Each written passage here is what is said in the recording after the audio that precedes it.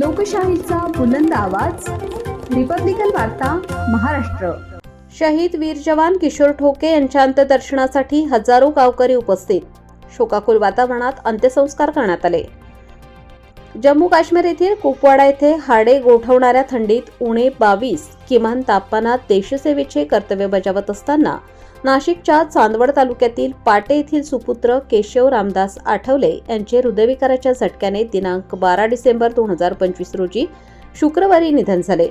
त्यांच्यावर दिनांक 14 डिसेंबर 2025 रोजी पहाटे येथील त्यांच्या मूळ गावी तोफांची सलामी देत 10,000च्या आसपास नागरिकांनी अनंतात शोकाकुल वातावरणात अंत्यसंस्कार करण्यात आले।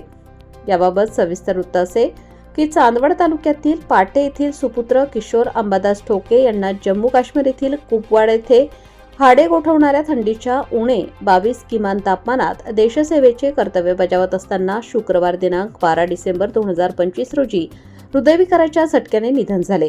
त्यांचे दिनांक 14 डिसेंबर 2025 रोजी रविवारी पार्थिव मूळ गावी पाटे येथे दाखल झाले। यावेळी भारत माता की जय, वीर जवान किशोर ठोके अमर रहे अशा घोषणा देण्यात आल्या। यावेळी अखेरचे दर्शन घेताना आई, पत्नी, भाऊ आणि त्यांच्या कुटुंबियांनी एकच हंबरडा फोडला। यावेळी पत्नी वैशालीने 2 दिवसांनी आपले बाळ येणार आहे, जन्म झाल्यानंतर बाळाला पहिल्यांदा हातात घेण्याचे स्वप्न तुम्ही बघितले, माझे स्वप्न अधुरेच राहिले। तुम्ही उठायला आपले बाळ तुम्हाला बोलत असल्याचे हाक देत हंबरडा फोडला। यावेळी तिरंगावीर पत्नी वैशाली ठोके यांना देण्यात आला। तसेच शासकीय, प्रशासकीय व चांदवडचे तहसीलदार अनिल चव्हाण, चांदवड पोलीस स्टेशनचे पोलीस निरीक्षक कैलास वाघ, गटविकास अधिकारी मच्छिंद्रराव साबळे व आजी माजी फौजी आणि वीरपत्नी वैशाली ठोके यांनी देखील पुष्पचक्र अर्पण करून किशोर ठोके यांना मानवंदना दिली। देवळाली कॅम्प येथून आलेल्या जवानांनी तसेच नाशिक ग्रामीण पोलिसांनी 3 राऊंड फायर करत मानवंदना दिली।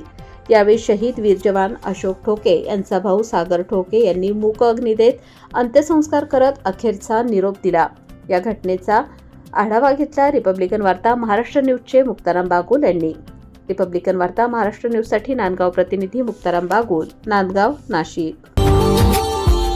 Subscribe now and press the bell icon. Never miss an update.